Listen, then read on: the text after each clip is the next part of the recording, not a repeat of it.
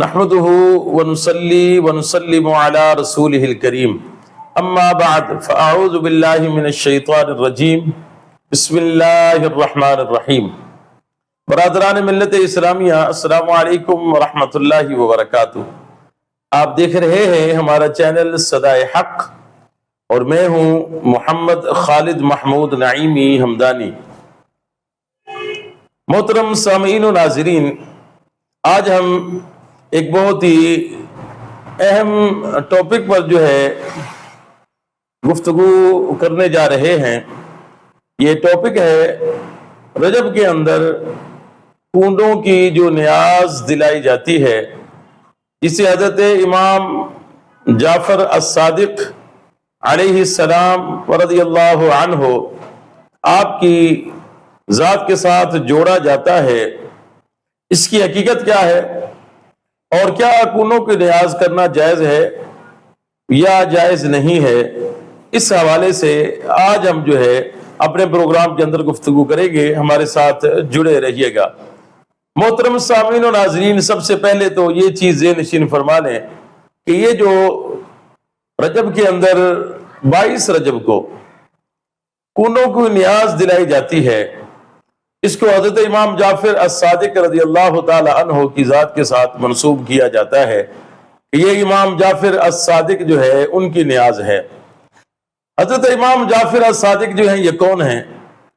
یہ حضرت امام حسین علیہ السلام کے پڑپوتے ہیں، یعنی حضرت امام حسین رضی اللہ تعالی عنہ، آپ کے صاحبزادے کا نام حضرت امام زین العابدین رضی اللہ تعالی عنہ اور ان کے صاحبزادے کے نام حضرت امام محمد باقر رضی اللہ تعالی عنہ اور ان کے صاحبزادے کا نام امام جعفر الصادق رضی اللہ تعالی عنہ ہے۔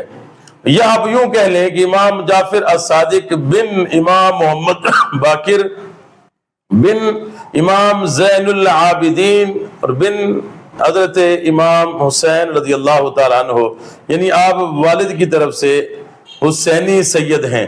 حضرت امام جعفر الصادق رضی اللہ تعالیٰ عنہ، آپ کا مقام، مرتبہ، شخصیت بہت بلند اور عظیم ہے۔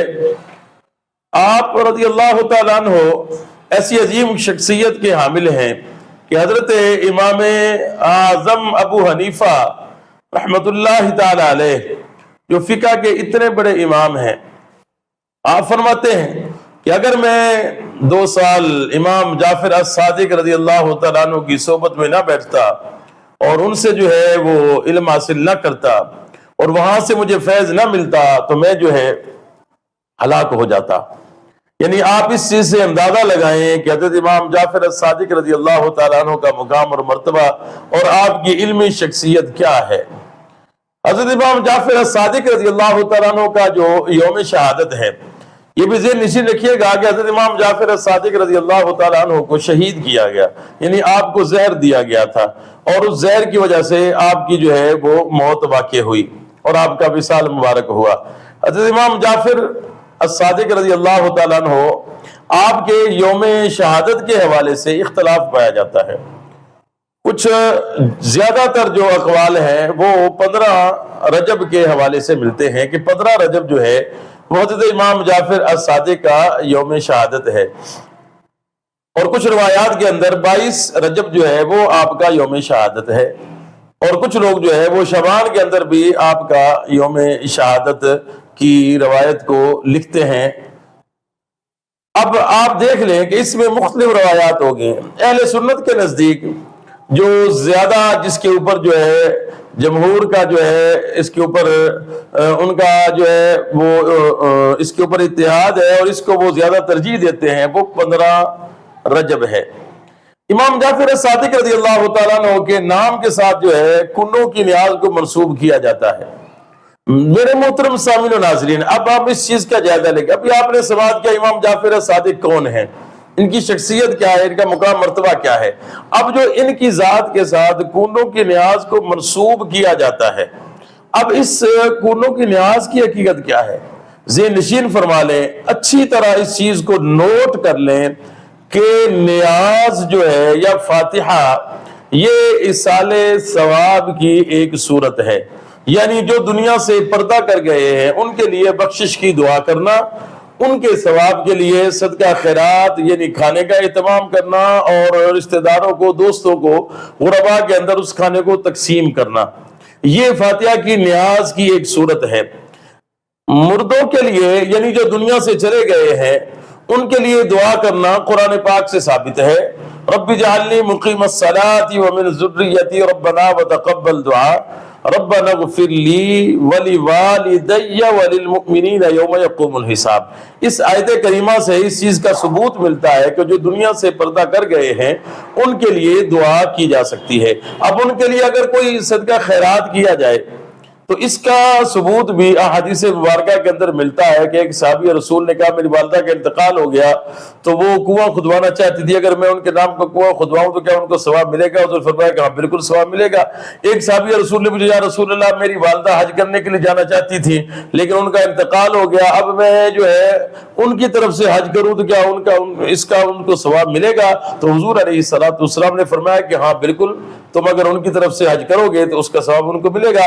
اب اس چیز کا ہمیں پتہ چل گیا کہ ایصال ثواب کرنا یعنی جو دنیا سے چلے گئے ہیں ان کے لیے صدقہ خیرات کا اہتمام کرنا یا کسی بھی جائز نیک کام کا کرنا ان کے ثواب کی نیت سے، یہ حدیث مبارکہ سے ثابت ہے اور اس میں کوئی مذائقہ نہیں ہے اور کوئی اختلاف نہیں ہے۔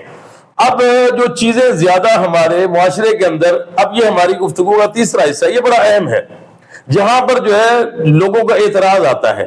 ہمارے ہاں زیادہ مشہور یہ ہے عوام کے اندر کہ جو کنوں کی نیاز ہے اس کو کنوں کے اندر پکایا جائے گا، اس کو جو ہے رات کے اندھیرے میں پکایا جائے گا، اس کو گھر کے اندر کھایا جائے گا، یہ نیاز گھر کے باہر نہیں لے جا سکتے ہیں، یہ نیاز صرف اور صرف جو ہے 22 رجب کو ہی دلائی جائے گی، اس کے علاوہ اور کسی تاریخ کو یہ نیاز نہیں دلائی جائے گی۔ یہ جتنے بھی چیزیں ہیں، یہ جتنی بھی باتیں ہیں، یہ ساری کی ساری لغو اور بیکار اور فضول ہیں۔ اس کا جو ہے کسی بھی طرح کا کوئی ثبوت شریعت کے اندر یا بزرگان دین کے اقوال سے کہیں نہیں ملتا ہے۔ میرے محترم سامعین و ناظرین، سمجھنے والی بات ہے کہ نیاز جو ہے وہ کسی بھی دن دلوائی جا سکتی ہے، چاہے وہ 15 رجب کا دن ہو یا 20 کا ہو یا پھر 22 کا ہو۔